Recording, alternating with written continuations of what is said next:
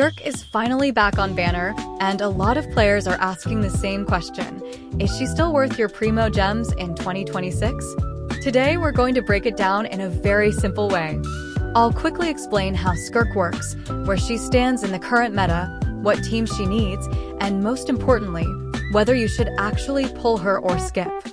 So by the end of this video, you'll clearly know if Skirk is worth your primos, or if saving might be the better option.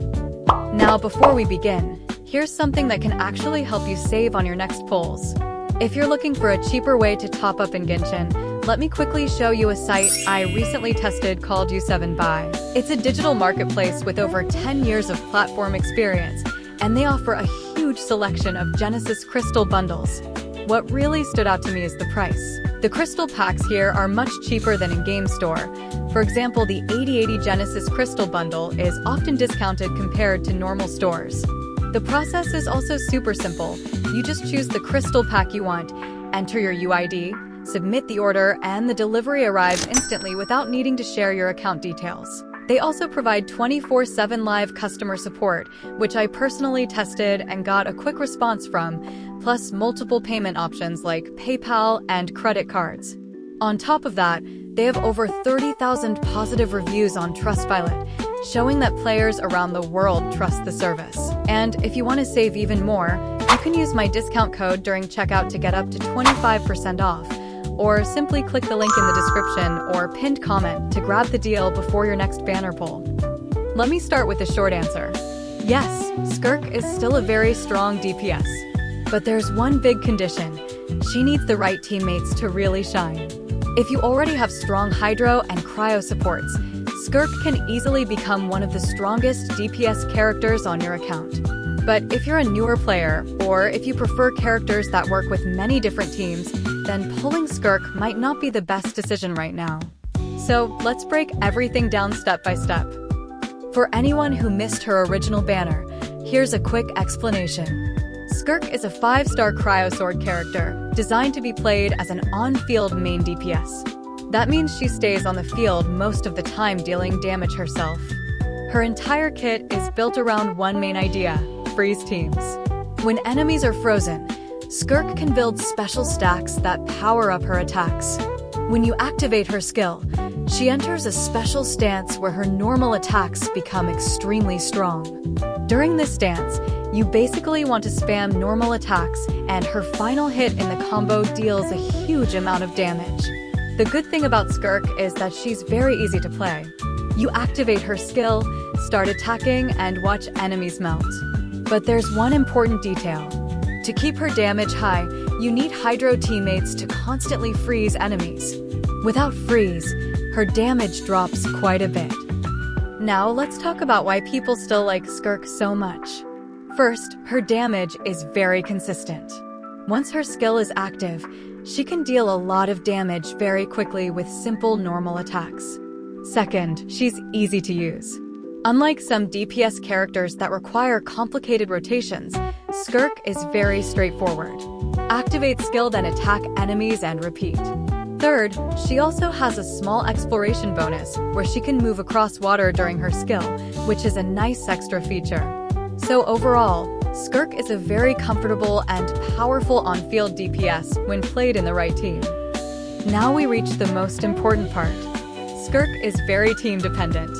Her best teams usually include a Hydro character to keep enemies frozen, a strong Cryo support to boost her damage, and sometimes another Hydro or buffer in the last slot.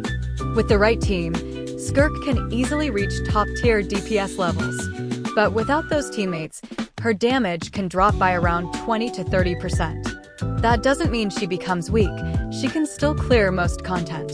But compared to other DPS characters, she relies more on specific teammates to reach her full potential. So where does Skirk stand in today's meta? Right now, the game is heavily focused on reaction-based teams, especially the newer Luna reactions. Many of the strongest DPS characters today are built around those reactions. Skirk is different. She focuses on freeze teams, which means her playstyle is more specialized.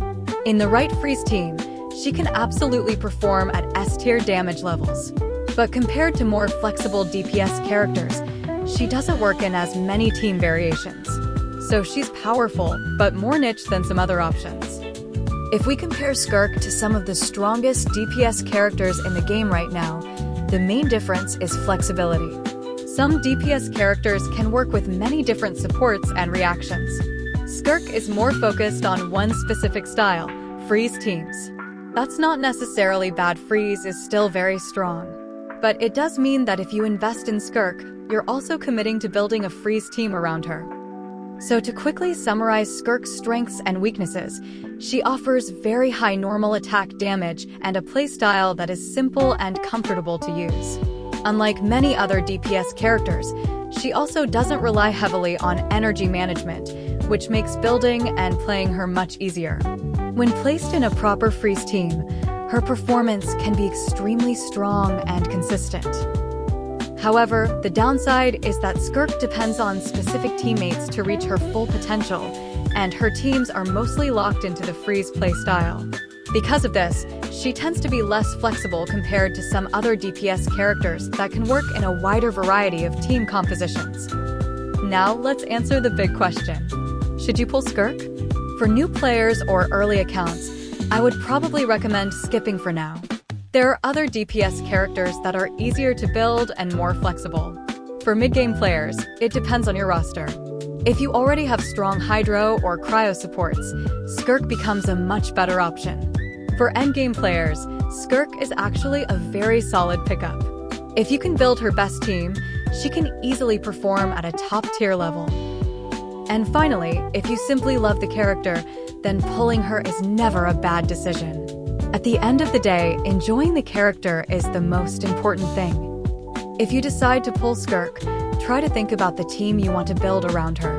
If you're missing an important support, it might be worth saving some primogems for their rerun as well. Because once Skirk has the right teammates, her performance improves a lot. Also, her base kit is already strong, so you don't need constellations to make her work. So here's the final verdict. Skirk is still a very strong cryo DPS, especially in freeze teams. But she's also a specialized character, meaning she works best with specific teammates. If you already have those teammates, she's definitely worth considering. But if you're looking for a more flexible DPS, saving your primogems might be the smarter choice. If this video helped you decide whether to pull Skirk or not, make sure to subscribe and let me know in the comments. Are you pulling for Skirk, or are you skipping her banner? And if you want, I can also make a Skirk team guide and build guide next. Good luck on your pulls, and I'll see you in the next video.